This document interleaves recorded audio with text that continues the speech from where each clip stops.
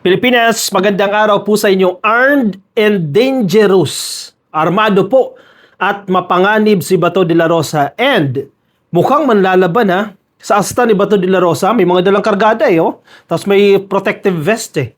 Mukhang manlalaban ito si Bato. Gaya ng ginawa nila noong panahon ni Digong. Si NBI Director Melvin Matibag na mismo ang nagsasabi na si Bato po ay armado at isa po siyang mapanganib. Isa pong mapanganib si Bato de la Rosa. Kasi, ka-coffee, pwede po natin gawin ng citizen arrest. Ibig sabihin, yung mga residente, kapag nakita ninyo si Bato, pwede nyo arestuhin. Citizen arrest nga yan, basta more than, alam ko, more than 2. Pwede nyo pong, more than 2 kayo, no? Aaresto kayo dito kay Bato. Pero syempre, kung ikaw ordinaryong citizen, bakit mo isusugal yung buhay mo para arestuhin ng isang armado at ang isang dangerous na tao, di ba? Hayaan mo yan sa authority, hayaan mo yan sa NBI, hayaan mo yan sa PNP. Kaya kung makita ninyo si Bato, isumbong ninyo sa proper authority. Ano yung batayan dito ni NBI Director Melvin Matibag para sabihan na si Bato ay isang armado at isang dangerous? Natatandaan ninyo ka-coffee yung CCTV footage na lumabas dyan sa Senado? Nag-circulate yan online eh. Yung palabas sila, papunta sila sa sasakyan ni Robin Padilla. Meron siyang kasunod na babae. Mamaya papakita ko sa inyo, no? May kasunod siyang babae na may dalang bag na mukhang mabigat. At ang assumption dyan ng NBI, yan po yung mga baril, yan po yung mga kargada. And kitang-kita rin doon sa video na may mga protective vest po yan. So handang makipagbakbakan itong si Bato de la Rosa. And we have to remember, dati siyang general ng Philippine National Police, 4-star general ng PNP. So, hindi basta-basta mapapahuli yan. Ang actually, nagkasana po ng manhunt ang PNP and even the NBI, ongoing po yan, pero hindi yan susuko eh. Kasi alam niya kung ano yung nangyayari kay Digong ngayon, yan ang mangyayari sa kanya. Sa isip-isip niya, dati akong hepe ng Philippine National Police, bakit ako susuko? So, magmatigasan na lang tayo dito. Kahit hindi na ako igalang ng taong bayan, kahit wala na akong prinsipyo, ayaw ko maisuko. Remember ang isa niyang dahilan kung bakit ayaw niya pumunta ng dahig? Hindi niya makikita yung kanyang apo. Ganun na lang yun. Pero pag ordinaryong tao, walang ganyang konsiderasyon. Anyway, sige. Nasa Enquirer po ito, kaliwat ka ng pahayagan po itong headline na to. Sabi po ng NBI, De La Rosa presumed armed, dangerous, a search continues. Though may chance pa rin. Ako, honestly may chance pa rin katiting na baka sumuko na lang tong si Bato. Makakumbinsi ng asawa niya, di ba? Sumuko na lang. Kasi actually, kahihahiya talaga. Hindi lang siya, pati yung kanyang pamilya at kaapu-apuhan, kahihahiya talaga yan. Dati kang PNP chief, tapos hindi ka sumusuko, maintindihan mo pa si Roque kasi walang pakialam yan eh. Di ba, hindi naman siya mula sa law enforcement eh. So magtatago si Roque, hindi susuko. Pero kung ikaw si Bato, dati kang hepe ng PNP, ano na lang mukhang ihaharap mo? Tataga na sa kasaysayan ng Pilipinas na isang De La Rosa, pugante. Di ba? Senator De La Rosa is already presumed to be armed and dangerous under existing protocols as the National Bureau of Investigation tries to locate the senator to serve the arrest warrant na inisyu po ng International Criminal Court. Sabi po ni NBI Chief Melvin Matibag, kahapon lang po yan, no? Nasaan si Bato? Base po sa records, hindi pa po lumalabas ng bansa yan, di ba? May mga sightings, may nagtatago sa mga isla yan, may mga assumptions na sumakay daw po yan ng yate, etc. Kasi yan ang pinakamabilis sa pagbiyahe. Jet ski, yate, syempre mayaman naman yan well connected naman yan Andi dito pa po yan sa Pilipinas. And ako, ang assumption ko dyan, nandiyan lang yan sa Davao. Kasi sa Davao, kumbaga, balwarte nila yan. Kung Davao region not only the Davao City, malawak kasi yung Davao region na yan. Magtago lang yan sa Davao del Sur, Davao del Norte. Hindi na makikita yan sa mga kabundukan dyan. Within that area, magtago lang yan dyan sa Bukidnon, etc. Napakaraming bundok dyan, hindi na matutuntong yan. Nandito pa po sa Pilipinas yan. Nandiyan pa po sa Mindanao yan. Nagkukubli lang po yan si Bato de la Rosa. At protektado yan ng mga dilis.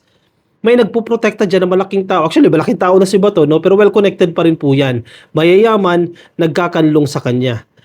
This was Matibag's response when asked if the agency already considers De La Rosa as armed and dangerous, as his whereabouts remain unknown after he slipped out of the Senate on May 14 following a shooting incident. Actually, kasi sa totoo lang hindi na dapat tayo humantong sa ganitong sitwasyon Kasi kung baga hawak mo na yung manok ko, hawak na Senado yung manok, bakit tinayaan nyo pa makatakas? Kaya dapat papanagutin talaga si Robin Padilla dyan At si Alan Peter Cayetano, papanagutin yan. Bakit kailangan nyo bakit yung itinakas ang isang pugante under the Senate Protective Custody? Hindi ko alam kung sino dapat kumilos dyan. Ombudsman ba dapat kumilos dyan? Bilisan ninyo yung investigasyon ninyo At papanagutin ninyo si Robin Padilla. Papanagutin ninyo si Alan Peter Cayetano. Kasi tinan mo, tinatawanan na lang din tayo. Kasi para kayong mga eng-eng. Di ba? Yan yung kanilang term dyan. Hawak nyo na, pinakawalan nyo pa. Di ba? Kasi nag-commit ang Senado under the Senate Protective Custody. Kaya nga papanagutin natin ang Senado. Papanagutin natin si Peter Cayetano. Papanagutin si Robin Padilla. Ignorance of the law excuses no one. Di ba? Yan ang kasabihan natin. Kahit sabihin ni Robin Padilla na hindi niya alam, etc. Hindi pwede. Senador siya Dapat di siya mukhang ignorante Dapat nga. Actually, sabi nga ni Remulla dapat umakto siya bilang isang senador Pero hindi. Kaya dapat kasuhan yan. Last Thursday, the Department of Justice said that the arrest warrant from ICC may now be enforced against the senator as it instructed the NBI and the Philippine National Police to arrest him in connection with his role in the tukhang ni Digong. Okay, wala na pong question dyan. Wala na po tayong pagdududa dyan. Si Bato po ay isang pugante. Even the Office of the Solicitor General, yan na po ang kanyang category dyan kay Bato. Isa na po siyang pugante. Kaya wala nang question yan. PNP, Philippine National Police, ano ba, John Vic Rimulya. Kilos, John Vic Rimulya. Wala ka pang accomplishment, Si Bantag, nasaan na ba yan? Si Atong Ang, nasaan na ba yan? Si Harry Roque, saan na ba yan? Diba? Si Alice Goo nahuli, pero sino secretary that time? Si Benhar Abalos. Si Bato de la Rosa mula sa inyong hanay ngayon. Nasaan? Bakit hindi nyo pa rin maaresto yan? Di ba naghihintay ang taong bayan? Ano ba? Hinuhuli nyo ba o sinasadya ninyong wag hulihin? Or kumikilos ba kayo o hindi kayo kumikilos para arestuhin itong mga tao na to? Kaya tinatawanan ng gobyerno kasi parang wala kayong pinapanagot. Di ba? Ma-appreciate mo pa si Matibag Talagang matibag talaga, titibagin ka talaga Pero he can only do so much. Diba? Limitado lang ang kaya niyang gawin. Ang PNP mas malakas sa NBI when it comes to human resource. Sa manpower niyan. Sa katerba po yan, 220,000 plus. Ang NBI, ilan lang naman yan. Diba? Per region, ilan lang tao niyan. So, kulang po yung kakayahan ng NBI dyan. Kaya kinakailangan, pakilusin na kung 10,000 man po yung itinalaga ni DILG Secretary John Vic Rimulya dyan, pakilusin nyo yung 10,000 police officers. Ang sinasabi pa dito ni NBI Chief Matibag, bakit challenging? Wag natin sabihin na imposible, Challenging yung pag-aresto dito kay Bato kasi siya po ay dating general ng PNP. Anong ibig sabihin niyan? Alam niya kung paano mag-operate ang mga pulis, 'di ba?